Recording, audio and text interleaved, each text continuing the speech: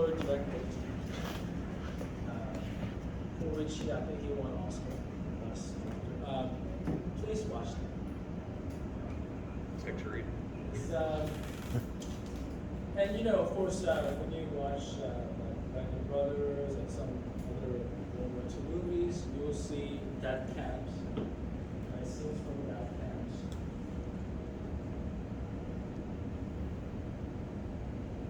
There was a tremendous, there had been a tremendous optimism, right? Turn of the century, 20th century, like beginning of the 20th century, there's this, all this advancement in science and technology and all this stuff, and people were talking about after especially the Great War to end all wars, World War I, like we're going to experience this utopia, having our own type of and people were talking about all this, were they turning kind of individualistic when it comes to thinking of morality. Then World War II happened, and then concentration happened, and they saw evil.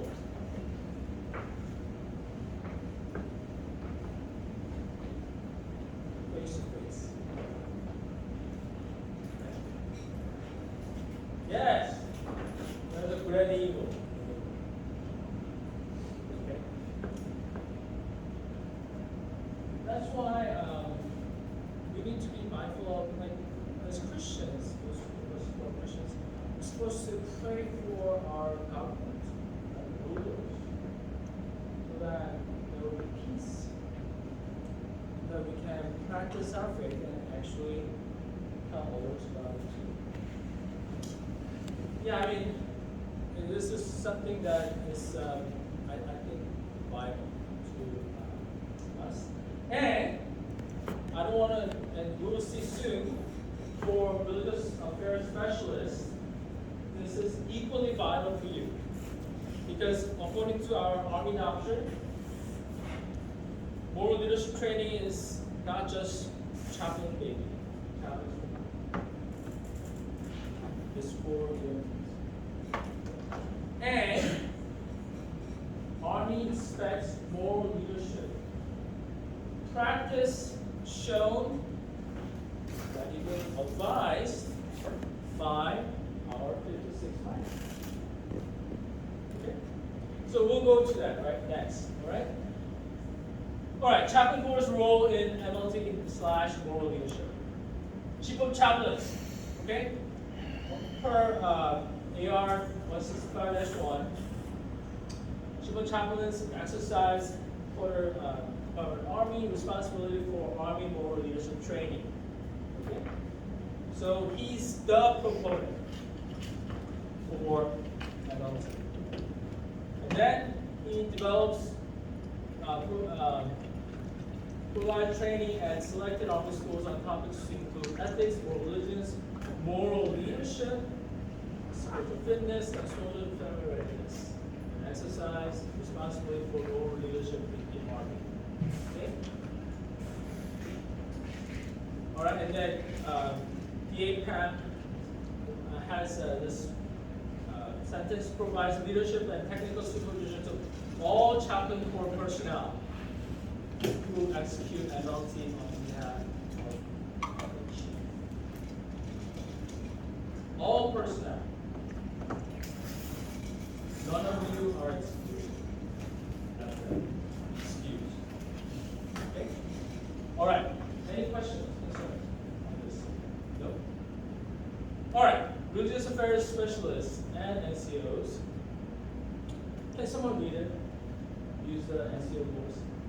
The MLT, chaplain and religious affairs specialists utilize values integral to the profession of arms, tools from a variety of human dimension disciplines, religious and spiritual factors related to ethical decision making and character development. All right. Next one, just write VJ.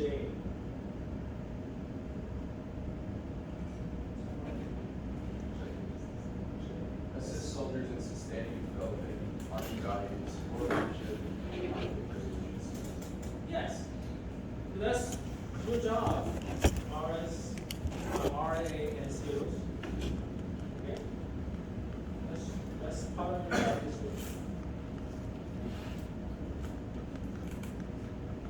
chaplains. All right. You probably read this before. What's in AR 165-1? But the whole section of this regulation is devoted to moral leadership training. Okay? And there you see that you are tasked to do this for your commander and for your unit. And EAPAM 165-19 also kind of parse out what your moral leadership in a unit will look like. You provide moral leadership through pastoral care and confidentiality. Okay? People who are struggling with moral issues, through your pastoral care, in strict confidence, you are exercising your moral leadership. Okay? And also, internal advisement. Your commander has to make certain decisions. You are there to advise him, morality, right? Ethical rightness or wrongness of decisions that he's supposed to make. By doing that, you are also exercising moral leadership, providing moral leadership. And last but not least, moral leadership through moral injury preventative penalty. I kind of put a lot of words, my own words in there, but what I mean, if you're interested, please read this. It's very quick read, okay? Not many pages, all right?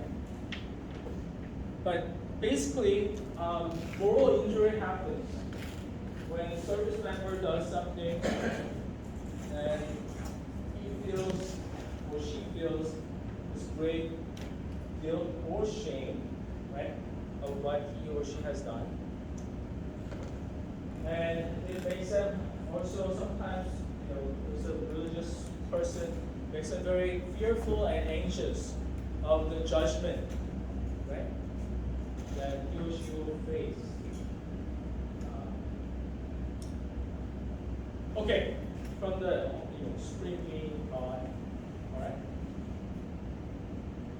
A lot of times that sort of thing happens because there was a lack of moralship or lack of personal moral, right?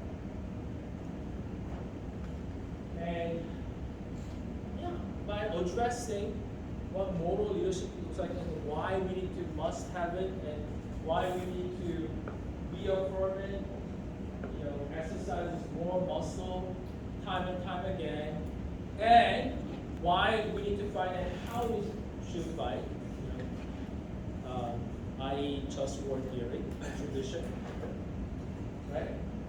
And actually, our politicians, our commander-in-chief, they also should help us. They, as leaders, they should exercise also moral leadership in sending us to conflicts, wars that we really justify to fight.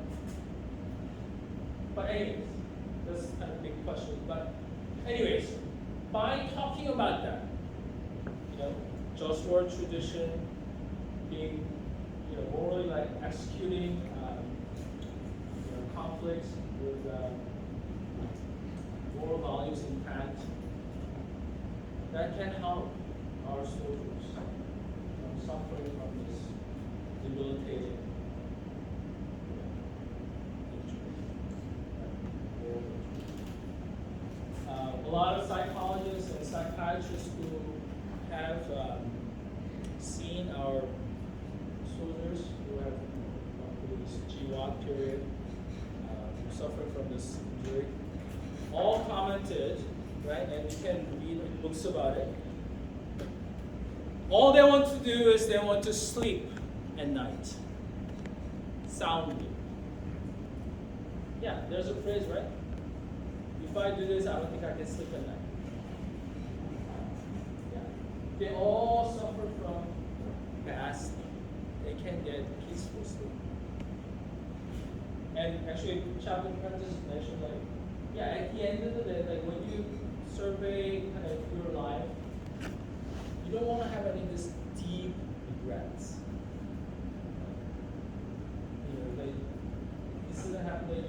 of sold your soul to get like, something quick, right? Be successful quickly, yield gain, right? By selling your soul, that kind of thing can help people to look at long term and look beyond themselves to their fellow soldiers, their unit, army as a profession, and our nation. Right? The honor. Yes. It's interesting you're talking about morality, you're talking more active moral failures. There can also be a failure to act, which is one of the things that came out of World War II. There was a lot of guilt that people knowingly knew of the genocide that was going on. And one of the things that's going on now that President Zelensky is appealing to is, you said never again to the West, never again would we do it. And there's a resonation of that that's echoing even in a society that's relativistic, that says there's something wrong to sit on the sidelines and watch when you have the ability to do something. So there's the failure, the moral lapse, that I think a lot of people struggle even at the end of their life with the things they've left undone, or the failure to act to make it a better situation. So what's kind of unique about Ukrainian war, Russia-Ukraine war, is the Russian aggression, invasion of Ukraine, is there is this nuclear option, right? The literal nuclear option. So, if we go in, drive out the road, and if this crazy dictator, megalomaniac, unlike Stalin, decides to use the weapon that he's plenty of, then what kind of moral justification can we do?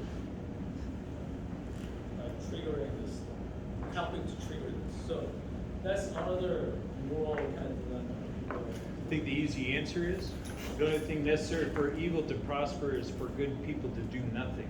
Mhm. And so there has always been the nuclear option, from the missile crisis to when we went into Kosovo, we were facing off Russians. I was with the lead unit that went in. There's been the nuclear option in Syria, where America has been confronting Russia on genocide. So it's there, but you can let the bad guy threaten you into failing to do that. And I think that's where our moral lapse is going to really haunt us for years to come, like we've been challenged. So I know there are some advisors out there, and they're supplying $3 billion worth of, a lot of them military, regular, and so forth. So I know we're not doing anything, but yes. So we have to carefully test what the limit is before Putin goes, heck, let's go. Okay. Now, this is the purpose of MLT according to AR 5-1. Can someone read?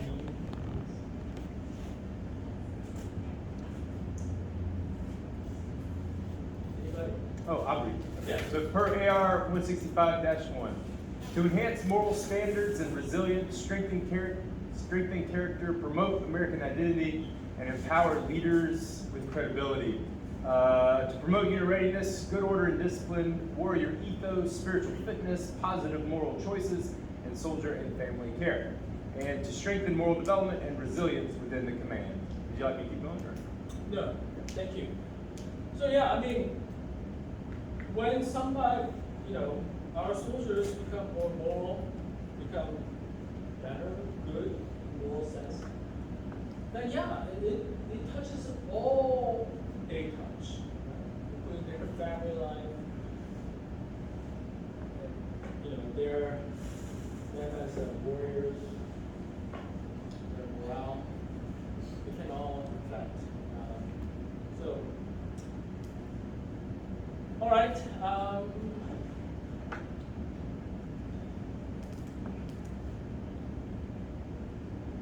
Okay. So this is what the APAP says, kind of addendum to that. Any questions on that? You all can English?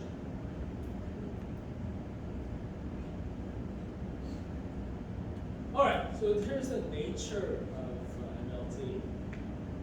All right, more contents, some contents. Okay, so with that. Utilize values integral to the profession of arms, tools from a variety of human dimension disciplines, religious and spiritual factors related to ethical decision-making and character development. However, moral leadership training is a command-directed program, established by the chaplain function and not a So in other words, you kind of found, and I get it, you know, but at the end of the day, it's a beautiful system. Right, so And becomes, if you're going to cut out the religious, then at least put in a solid philosophical, you know, what's the philosophical basis that you're going to do, you know? Because otherwise, I'm sorry, I looked at the last few pages of this and my general laughed at it all as I could drive an aircraft carrier. But listen, in the broadness, Yes, go ahead. but recognize you, Joe Lee, have a ton of freedom because they won't, because you can do what they refuse to do and narrow it down. So you can do that. So, and don't get me wrong, I get all that, but I just keep looking, and we want to know, well, where is it, why is it not functioning? You know, I mean, like, at the end of the day, it looks great. We put it out, everyone looks at it, can everyone agree to this? Yeah, sure, it looks wonderful. It looks great, it has a nice coating of icing over it, you know, it looks sweet, it looks wonderful, but where's the substance? How do you see it not working? Briefly, how do you see it not working? Well, part of my concern is that, and I get it, it's a general document talking about a general approach. But as you want to go through, on the last one, yeah, I was going to promote American identity. What part of American identity do you want to promote? So for you and I, where it works, I believe, we've sworn to uphold the Constitution of the United States. And at the end of the day, most of us within the organization will submit to an ethical authority that comes in and says, if you don't live up to that, here's the consequences for it. Is it perfect? No. Does it need to be adapted? Yes. But the fact we're functioning, right, that we're not killing each other, that the police can enforce the speed limit, shows that by and large the system's working. All right, the hand's not working, so I'm letting her That's true. So I think one of the assumptions that we're making here, so when we speak of the Judeo-Christian ethic, we're thinking this very clear, solid, fine line, where this is so broad and nebulous. I think that's an assumption that we're making, but even within the Judeo-Christian ethic, we have our own ethic and religious ethic that also varies. Your Catholic ethic says Protestants can't go to your table. It's still a broad ethic, right? So let's not just be careful, that's just one example, right? So distinguish, just to make sure we're just saying that, oh, when we say Christian or Judeo-Christian, that is a very clear defined line, because even within that, there's a broad range of beliefs, theologies, and doctrines. And I agree with that, but that's bringing it down. So in order to make the point, you just made my point, which is you had to go to a very specific detail in order to find a point of difference. Whereas up above that, you and I will have all sorts of very common moral decisions. So in order to make your point, you had to go to a point of a theological difference on what's inside the Eucharist, which for most people is going to be outside of their theological, you know, construct. However, in this, we're trying to say, like, we're trying to put out a common, common goal, for how we're going to do this. Well, that's what we're trying to put out here is a goal of perfection that we're striving to reach, with the understanding that we're never going to reach. I get that, but at the end of the day, how do you come up with, so it can be so general. You know, my rules can be so general for you. At the end of the day, I can drive an aircraft carrier. You know, is it working? Yes, if the police enforce it. You know, if we know that the police are there watching, why do we keep a police car on the side? Because then we all slow down. Then all of a sudden we all put our focus down and we look at the speed limit and the car is okay, I'm doing 24, I'm good. Or I'm 26, I'm just slightly over, they probably won't bother me. But if that's not there, you know, but that's just in general, I just look at it and I say, why are we struggling with this? Because it's a Because we don't have a fallen common point of view. Because it's a fallen world. At the end of the day, we're immoral. That's why you I have agree. to have the laws to state. But the flip side of this, Joe, what I'm trying to say, that why it works, why we're sitting in this room, most of us will sit through a sharp class or we'll sit through an EO class, and it really goes down to the broadest principle, right? That says, treat others the way I would like to be treated. And that's why many of us can still live with the tension, even though we can say there's something wrong with certain sexual orientations that are being accepted, but it hasn't reached the place where we say, yeah, I can't do that anymore. You know what I'm saying? I think, well, okay, so I really need to advance a little bit. Yeah. So, I know, I think I know where you come from, but it's, don't get hung up on this not a religious group. Okay, so, yeah, it is not, we're not gonna celebrate Eucharist in the time, we're not gonna teach, on Ten Commandments. But the thing is that we can bring it up. We can bring up Ten Commandments, we can bring up the fact that we are created in the image of God, everybody. That's our human equality is based on. Because that's what Declaration of Independence says, right? That's where human dignity, the equality, comes from. Human freedom, the author of liberty. We contribute that to this true way of God.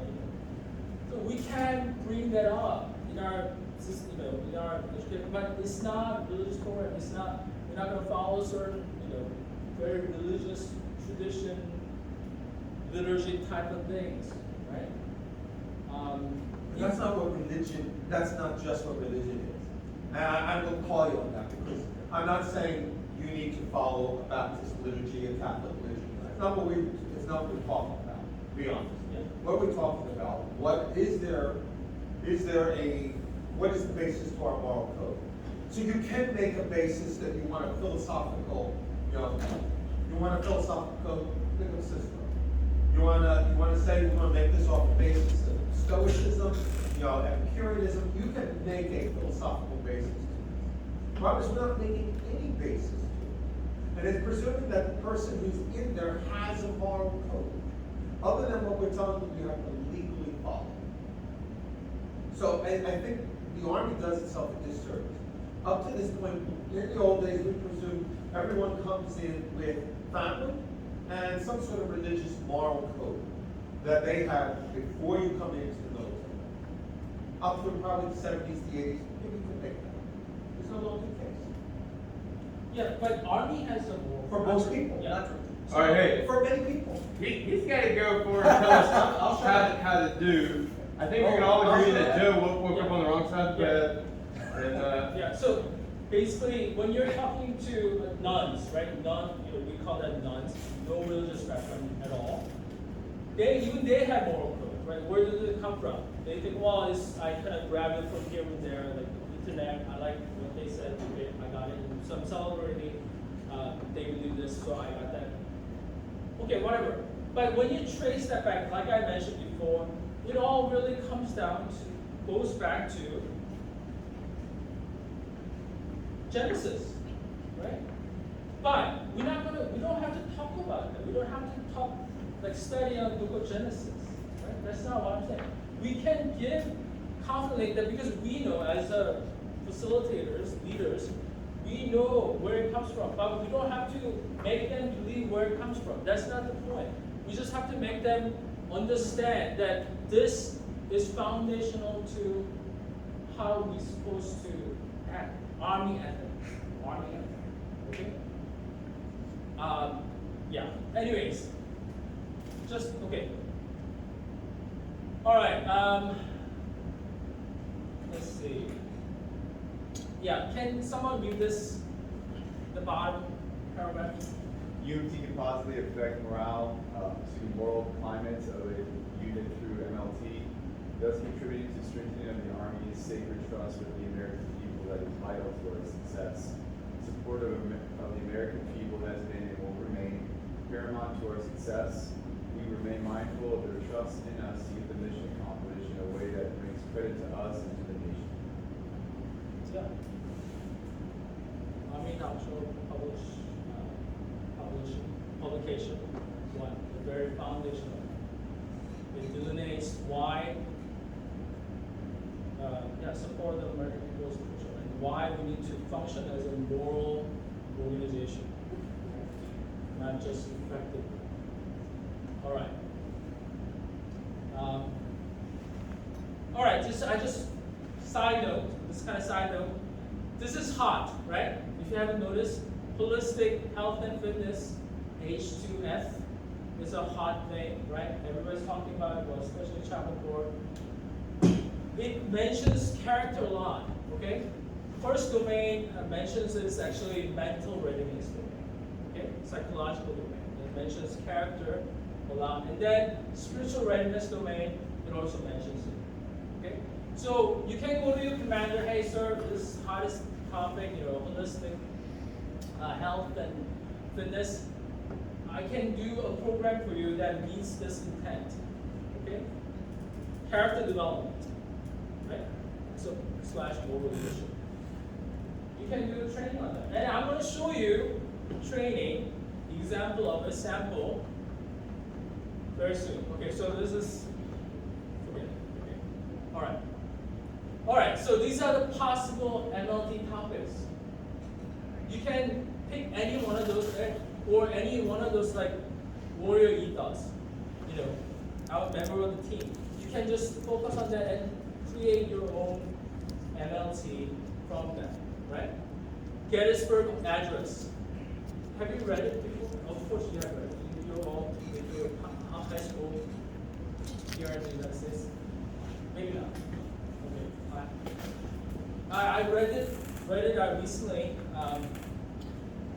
Okay, so if you haven't read this, please read it. Can't see what it is. Oh, Team of Rivals. Okay, got published 2005. It's been around for a while, but I read Gettysburg Address again in this book, and just gave me goosebumps. I mean, just wonderful. And President Lincoln reiterates what this nation is all about. Okay? Nation was founded on the principle that we are all created equal. Okay? That's why slavery had to go. All right. I mean, you can, the golden rule, talked about it already. You can build your lesson, training, any of these topics. Skip that. I'm going to give you a sample lesson, okay? Gunoti Sautam. Gunoti Sautam. Have you heard that before? Wait, run that last again? Gunoti Sautam. Know thyself. Thank you. Yes. Know thyself. Okay. It was inscribed in this temple of Apollo in this place in Delphi, Greece. Right? That's the ruin of the temple.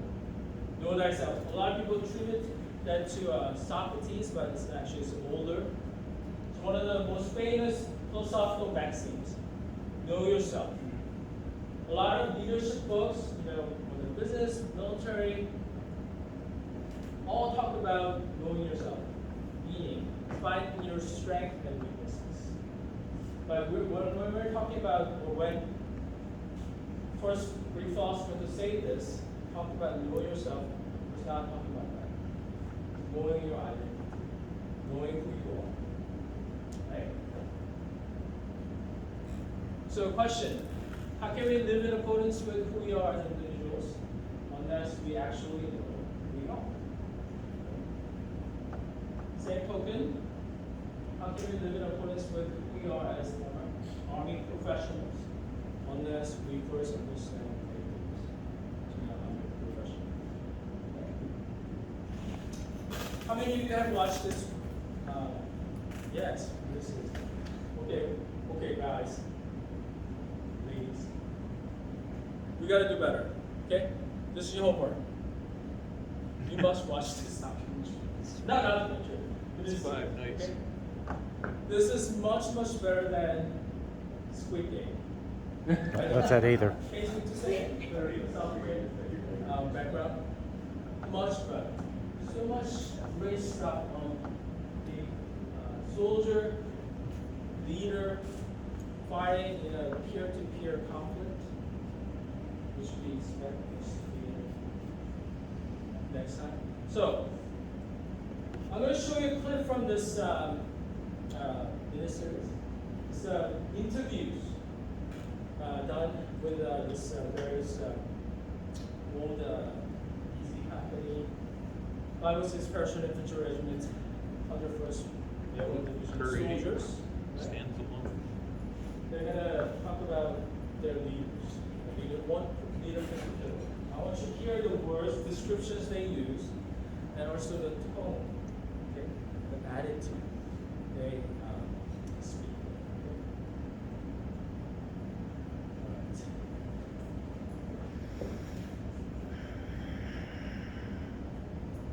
We were no army. They were wearing infantry badges, you know, that uniform. They had a star on their jump wings. They were like heroes to us, you know. That's how we looked at them. And they were good. Furthermore, they were good. We had good officers for the most part, but we had excellent NCOs. They looked after you. If you're a leader, you lead the way. Not just on the easy ones, you take the tough ones too. A good leader has to understand the people that are under him, understand their needs, their desires, or how they think a little bit. Seemed like he always made the right decisions along the way. He was a real soldier. And some of the officers, I don't think I would follow them in the water. But he was one of the best. He went right in there and he didn't,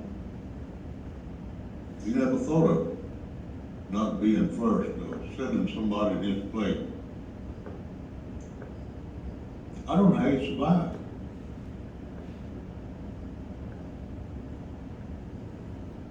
But he did.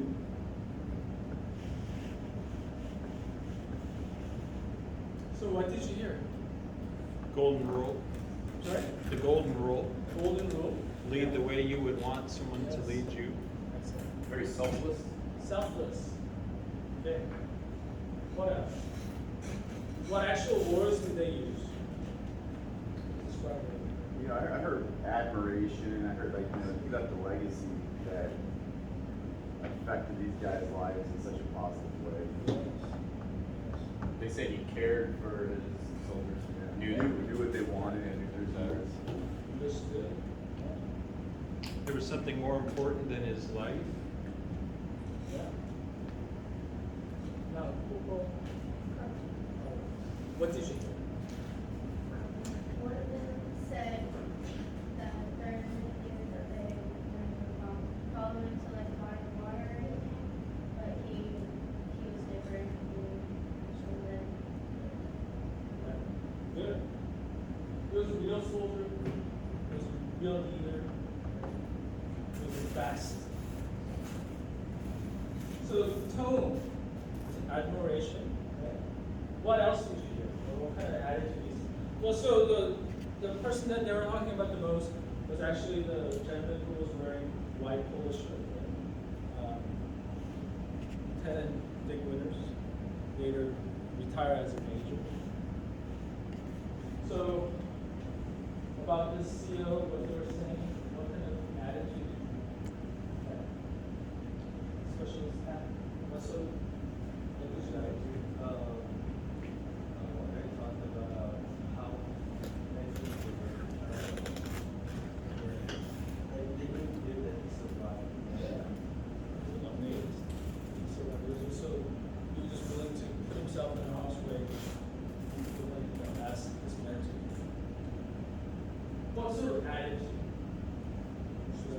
Respect. Excellent. You know, respect and admiration, there's another word for a synonym for that, which we in the military use a lot, quite a lot. Can you guess what that word is? Honor. Honor. Yes, thank you. Honor. They're in fact honoring, not just describing as the leader, but honoring their leader. Okay? Praising, expressing their great esteem they had for this leader.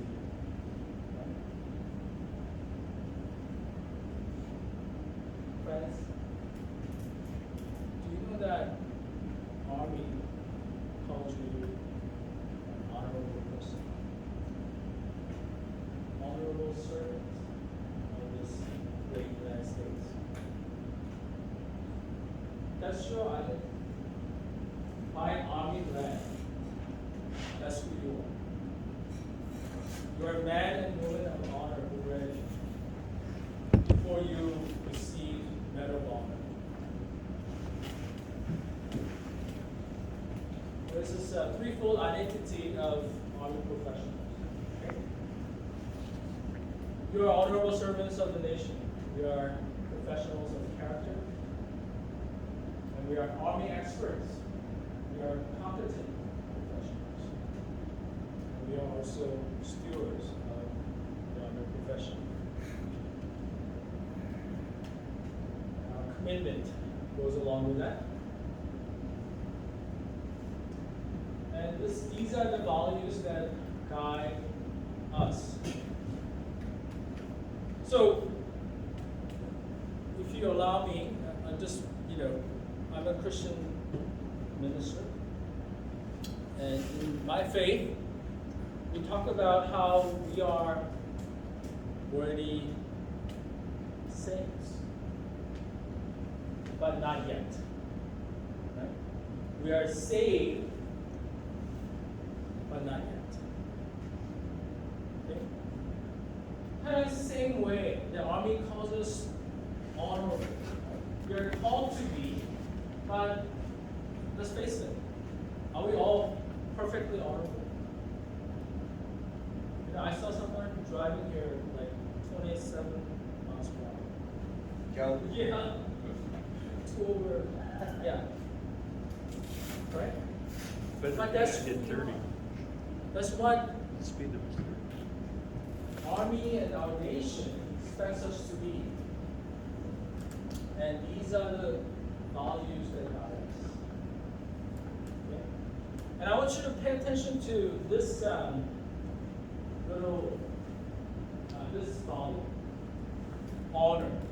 What does honor say? What's the definition that is given to honor? Can someone read it out, please? Yeah, live up to all the honor values. When I first saw that, I was like, man, someone who's coming up with this army value stuff must be kind of like lazy, right? I just live up to all the other ones. And then it got me thinking, who is truly honorable? Okay, we can say, well, that's a man, soldier who displays honor. Well, someone who live up to or strive to all these other values. One cannot be left out.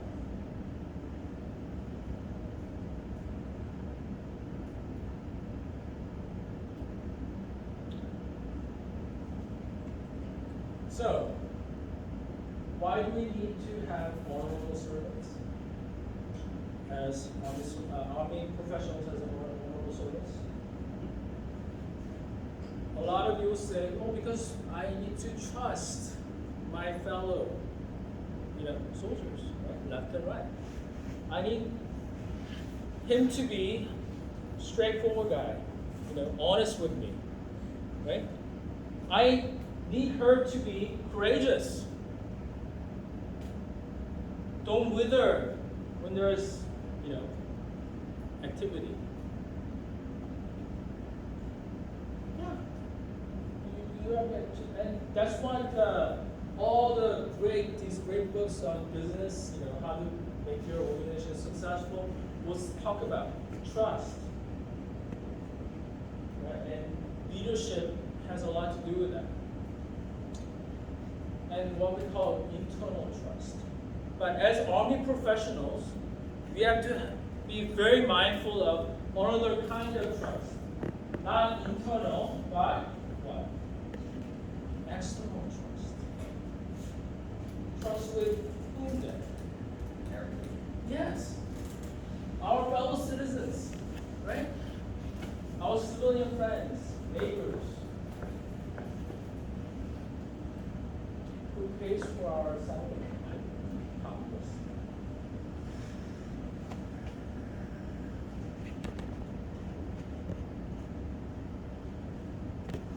None of us should ever forget that we wear a United States Army on our uniforms. We are the People's Army, and we always have been the People's Army. We come from the people, and we defend the people. That's our purpose. That's the only reason we exist. There is no other reason. America's Army is a people's army. And we have to maintain the trust of the American people.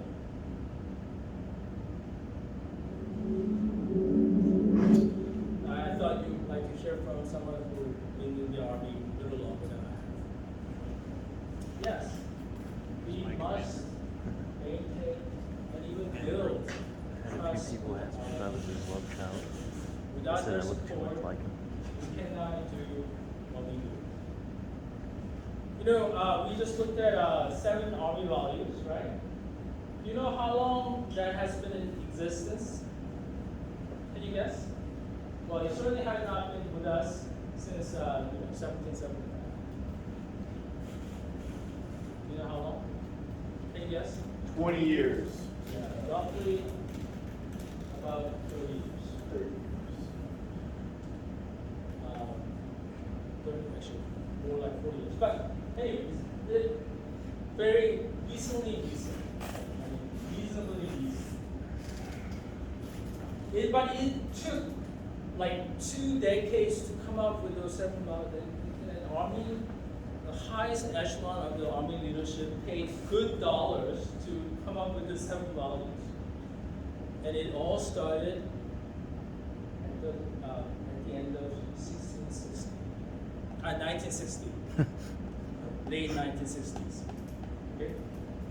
What was happening in, let's say, 1969? Vietnam. Yeah. Why did they Vietnam War? Mm-hmm. Right? And what happened Communism. in Vietnam that Army leaders decided to come up with these values that we can provide? That's all. All the atrocities we committed. Yeah, atrocities happen, right? Any drug use was rampant. Yes. So they saw this deep and wide moral deficiency. A lot of leadership and a lot of soldiers. And one particular incident that kind of pushed over American people's support of us. And I know actually one of the Medal of Honor recipients, Sergeant Gary Riker. He and I got really close. I did a prayer breakfast for the Special Forces group, and I invited him to be our main speaker. And he told me a story over dinner how after coming back from Vietnam, he was in bad shape. He had like several shrapnel and bullets still inside. Anyways, he got discharged, went to college. He lasted exactly 2 weeks. You know why? Not because of PTSD. Because one of his classmates spat at his face after calling him baby. And that was the norm back then. hey, thank you for your service. No. Instead, baby killer.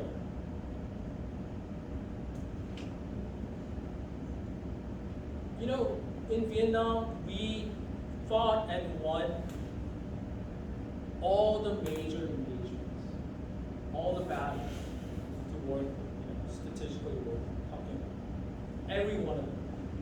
But we still lost the war. Depends. Why? Why? Media. American people lost the desire. Yeah, we didn't have a score of the American people. There are trust, and you know, as a chaplain, I can tell you, any kind of relationship, there is an issue, right? Not such a kind issue. There's always at the bottom there's some trust. Is trust easy to build? No, it's hard. It takes long. Is it easy to erode? Yes. And it can happen in seconds. That's why we need to watch each other. Right? Not this just mortal dangers, but moral dangers and temptations that we face. Basically, guys, we cannot do it alone. Right? We need to be our sisters and brothers keepers, so that we can be this trusted army professionals together. Be the great stewards of this profession, right? And the trust is invested on us, on the record. So let's talk about who is a professional.